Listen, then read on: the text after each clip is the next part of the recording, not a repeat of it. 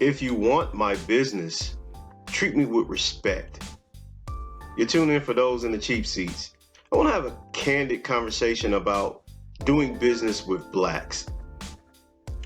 In the black community, it's very important that we gain an economic foot in America if we want to be independent of the oppressor class.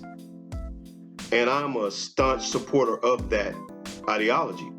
I believe that as blacks, we must separate ourselves from the dominant oppressor class, form our own communities, form our own financial institutions so we can have economic independence. And I firmly believe this is the avenue we should take as blacks. However, tonight, I want to talk about when we try to do business with blacks, a lot of times it doesn't go over well. For some reason, black business owners have a messed up concept of how they should treat their customers. And I've heard this time and over again from blacks while doing business while black, that the black business owners either don't show up for the appointments, cancel at the last minute, price gouge, sell inferior products, and just overall do not respect the customer or the customer's time. And granted, I will say this is not the majority or the norm for black business. However, we do have a percentage of black business owners that behave in this manner, particularly those that do the what I would call like the trade services, like hairstylists, nails, barbers, people that do carpentry or plumbing and things like this. A lot of times we're running into issues with these particular business owners because they feel like you're on their time. And I don't know what business model you guys have structured this ideology behind, because it doesn't exist. You're on the customer's time. The customer is not on your time. You want the customer's income to be turned into revenue and capital and profit for your business. Therefore, you're actually providing a service to the customer that they in turn pay for. See, one thing about economics, especially in capitalism, you can offer a service that no one wants to pay for, and then you don't have a service at all. You just have something that you want to give away that no one wants to pay for.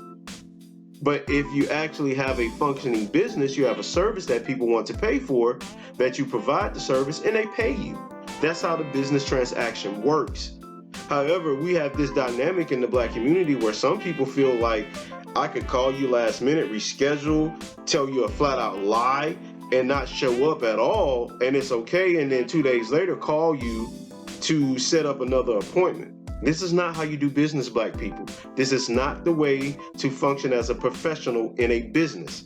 You, as a professional business owner, should have your business ran, streamlined, with customer service in mind, and I should say utmost customer service in mind, so that you can have a retention and return of business. This is how the business model works properly. Not this dysfunctional business model we have in the black community with some, not all, with some. And I get it.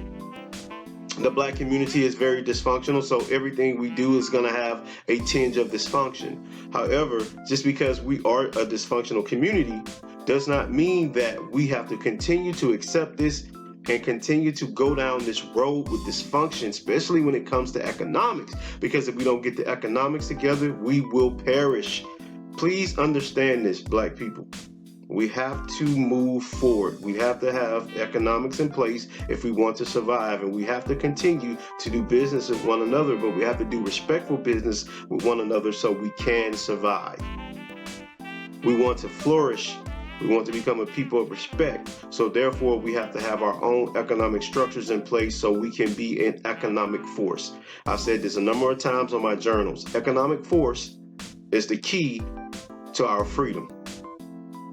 So in closing, Black business owners, get your act together. Not all, but some. Please get your acts together. Get yourself together and understand that you're providing a service that people have to pay for, which in turn supports you and your family. We got to change the business model from the customers being on your time to you being on the customer's time. That's all I got on this topic. Like, comment, subscribe, and this will probably be the last journal rant for this season, or for those in the cheap seats. We'll return in November, right after the election.